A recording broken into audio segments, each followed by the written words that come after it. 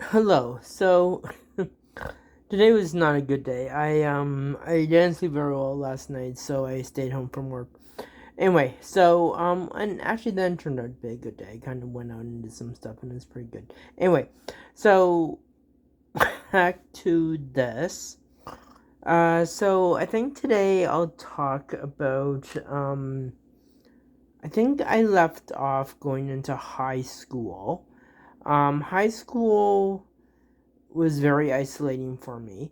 I didn't I had a few friends. I felt like everyone a lot of people did talk about me and talk about my lack of hygiene and I was gay and I was gay AF and like people I think I picked up on that, but I wasn't ready to say that. And so they made fun of me. Very isolating. So to get through that, I self medicated. I self medicated with Dristan, with hi friendly, with Dristan, with Neocitrin, and with Nyquil. I also drank a fair bit. I sneaked out when my mom was drunk at work.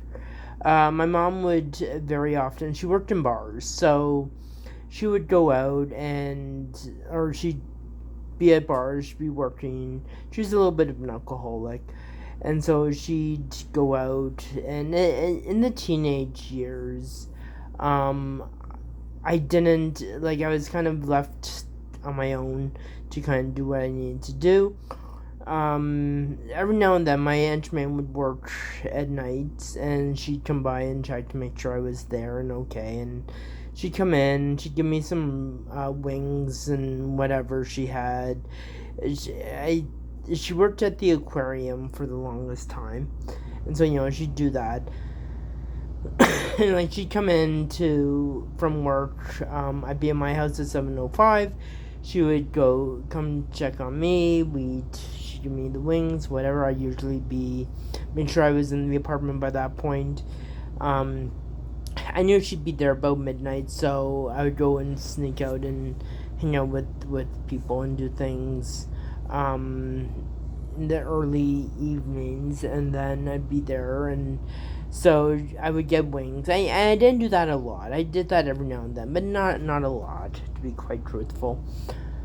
So she would give me the wings there, but yeah, I felt very isolated. I've always been a night person, but yeah, so I would take my medications to self medicate, and I would just be alone. My mom would be out drinking. One time, it must have been summertime because I stayed up all night, but so 12 o'clock comes, my mom doesn't come home. 1 o'clock comes, she doesn't come home. 2 o'clock, she doesn't come home. 3:30, 4 o'clock comes, she's still not home. And I'm thinking, fuck, I'm about to be a orphan. My mom is dead somewhere in a ditch. I'm gonna find out about it. They're gonna come to the door, and she's gonna be dead. And these are the class stuff I thought I had. I slaughtered that word, but these were the earth-shattering thoughts I had constantly growing up, and I still get them sometimes. I always default to what is the worst thing that could possibly happen and work my way through what that would look like for me, so then I'm prepared for whatever happens.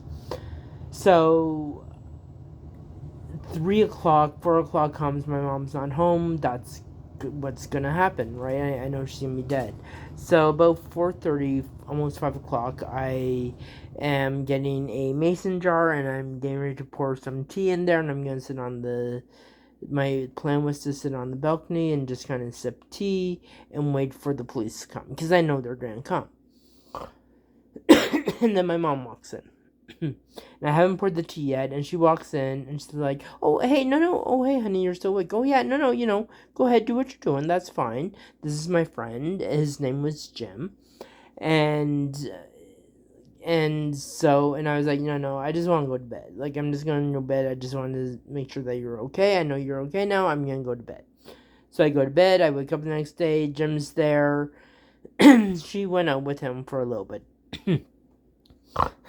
I remember once Jim's mom came by, and Jim's mom was a very prim and proper woman, and so she had to impress her. And I had to get dressed, and I had to look good, and we all had to be there. And so I was there, I was dressed, and I was showered and clean, and I was not very big on hygiene back then, but I had to be showered and clean, so fine. So I'm all there. I'm sitting there. My mom baked, and and cleaned and did all this stuff. And there's a little bit of dust in various places, but she cleaned and she tried her best, right? This bitch, she comes in. She says that my mom's cookies are dry, which fine they were, but that's not the point. She comes in. She says they're dry.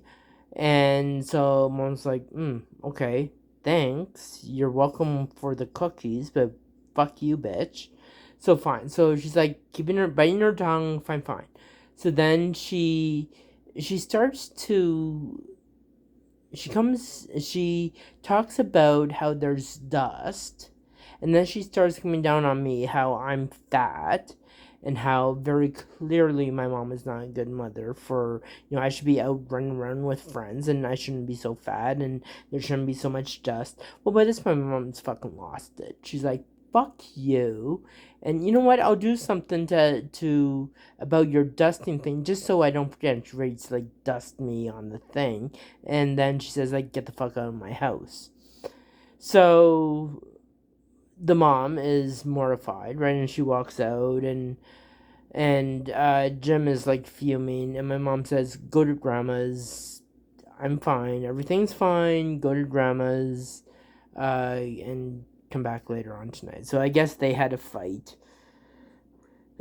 Because of the history with Tom, and the from a previous video, Tom was her first husband who was abusive, and I had experienced and witnessed a lot of that abuse, and that was traumatizing for me. So because of that, my mom tried to protect me from other fights. And actually that's led to a point where my defense mechanism, whenever there is aggression or fighting, I either respond in a very abrasive, aggressive way, or I shrink and I try to run and try to avoid. Anyway, so I go to grandma's and I do that and fine, and then I come back, and they fought for a day or two, and then they got back together and it was all good. So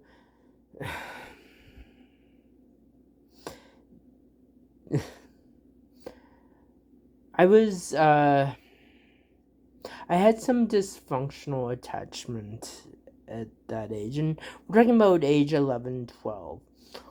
Or entrenched attachment. I would sleep in my mom's bed. She was out and she was never around, and I felt like she was never there for me. So I would sleep in my mom's bed. Excuse me, I'm just gonna get a little more comfortable. I would sleep in my mom's bed at night, and I would go to sleep in my bed, but I would, in the early hours, go to sleep in my mom's bed if she was there, early morning. And it made me feel comfortable. It made me know that I knew my mom was there and everything was okay.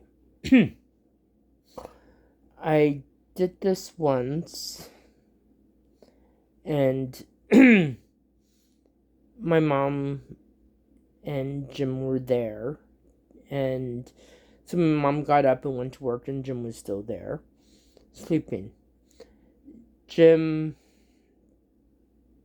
I was sleeping, and he rubbed his penis against my hand, and had me masturbate him. The first time I didn't understand what was happening. I kind of liked it. It was different, but it aroused me a little bit. but like I didn't understand. So he did that. He finished, got up, got dressed. By the time like I by the time I got up and everything, he was gone. And this would happen like when Jim was there, he would like kind of be in bed with my mom, and my mom would leave, and then he would leave, and then I would wake up and no one would be in the house, and I'd just go about my day. And this is back in the day of the key latch kids. Like that happened all the time. Like parents didn't be around, and my grandmother was always down the hall if it was an emergency, and that's just what happened back then. So fine. So that happened. Some point later, it happened again, and I remember thinking like, okay, I like kind of liked it last time. I liked it, right? It caused a arousal in me, and I liked it. I mean, even at 11 or 12, 10, 11, 12, I mean, I knew I liked men and I liked masculinity back when I was like 7 or 8, watching like $6 Million Man and the Hulk and stuff like that, right? So like 10, 11, 12, like I kind of knew I liked this. So anyway, so he did that and I was a little more engaged. And same thing, he finished, he took off, and fine. Third time, I pretty much initiated it. I'm like, okay, yep, I know what's going on. I get it. This is fine. And so I initiated it, and he finished. He came and got up and left, and like I'm like, hey, okay, so like, are we going to like chat about this? Like I'm very active. Um, and so fine. So then the next time he comes in, and I remember this, it was weird. It was an early evening. I was in my room. I had my TV, and I'm just kind of like doing stuff that 11 and 12 year olds do in their room when they're that age, right? I'm playing. I had a very active imagination. I'm playing. I'm having fun. I'm watching my TV. He comes in. I remember him buzz, and he comes in. He closes my door and he says, "Boys don't do that with boys. If you do that again, I'm gonna tell your mom." And then he walks out, and mom never came to ask me what happened or what's going on or what's happening.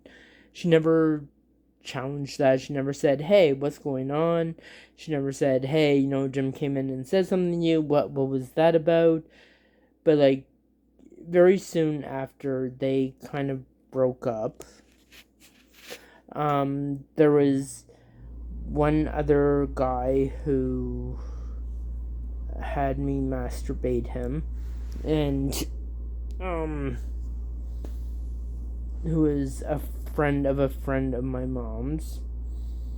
Like these guys, I guess, can identify people and can identify things. And actually, funny enough, not funny, but like, yeah. So he did his thing with me once, or he had me masturbate him once. But that was it. I saw him once when I worked in the shelter system, and so yeah, I had to like, he was just another client. Like we obviously, he was also very interactive with my mom, so like it was like, oh hey, yeah, I know you, blah blah blah. I'm not gonna say his name because he's still around and alive. From my understanding, Jim is dead, so yeah, but he was the other person, and so yeah, so that was that was the time I was sexually assaulted.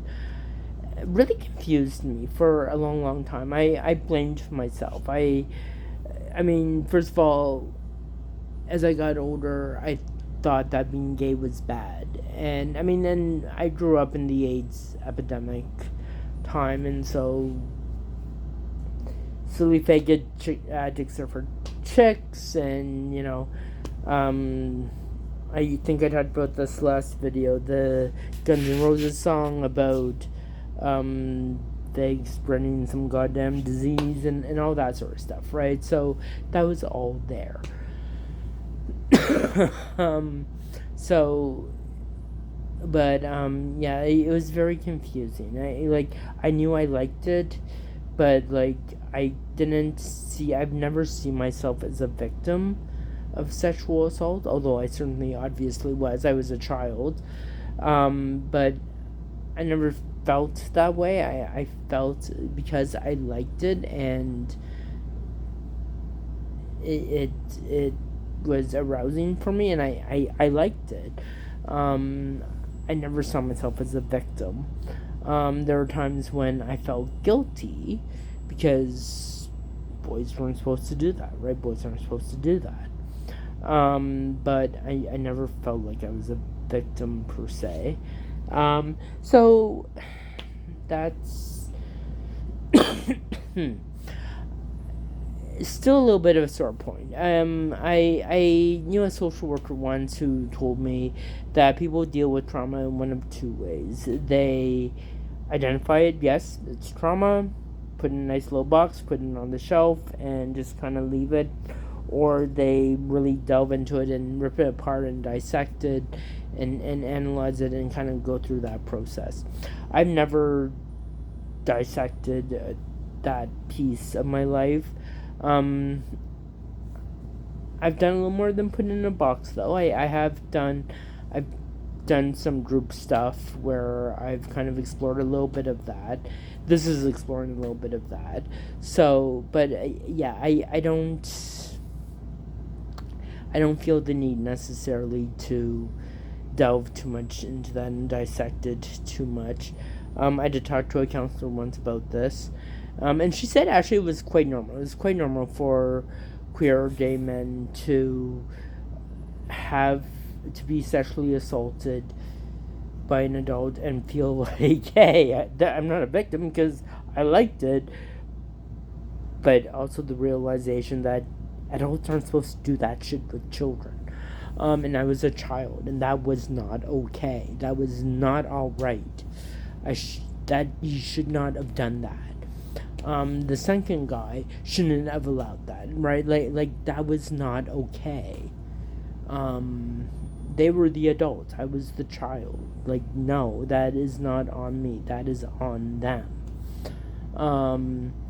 And that piece of it, right? But yeah, that is my experience with being sexually molested when I was a child.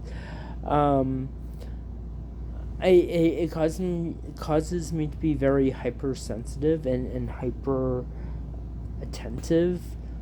Like, my god, kids, there are things that I probably read too much into with some of their family and whatever, and I have full faith in their parents, and both of their parents are the people who would ask the questions if they felt like something was happening, and the kids are so open and so outgoing,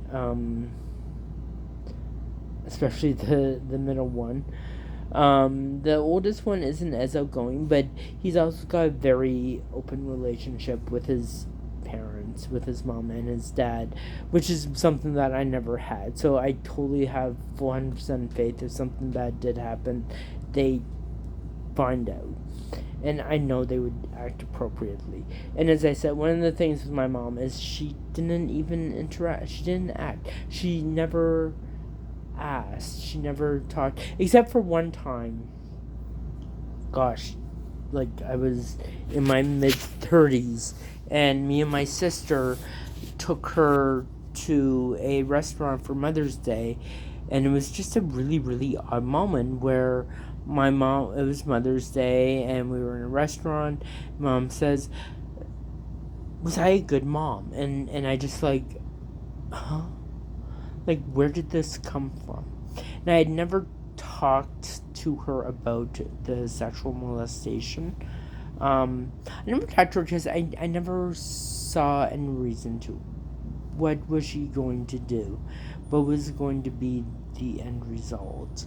As a professional and as someone in my field, I always, whenever I ask a question, whenever I talk to someone, I always, in my mind, am thinking, okay, if I ask this, if I talk about this, where am I going to go with this? Where is this going to lead? Right? Where do I want this to lead, and where is this going to lead? And if it's not going to lead to anywhere that I want to interact with or that I can deal with, then I'm not going to ask it, because why would there's no value there. So, but like, so that's why I never told my mom. I didn't see any value in asking her that, because even, like, if anything, it would make her feel bad. And what value would that have? Like, it's not going to change the past. I'm okay with what happened and with where I am. I do know that there is another member of my family, extended family, who was sexually molested by one of my uncles. Both are alive, so I will not divulge names. The victim has not told me that themselves, but I know it happened.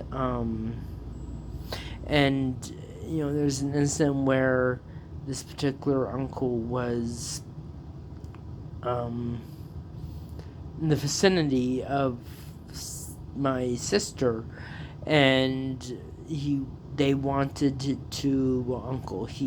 he wanted to show my sister property of theirs, something that belonged to them. I'm being very vague on purpose, and I wouldn't let that happen. I was like, yeah, if that happens, I'm coming too. Yeah, I'm coming to see that too, right? And I remember there being an awkwardness, right? I remember there being an awkwardness in the room of why is what's going on here? My sister never saw that property of that uncle, which is fine. But that just kind of confirms for me that there is something funky going there. So, that's my sexual molestation.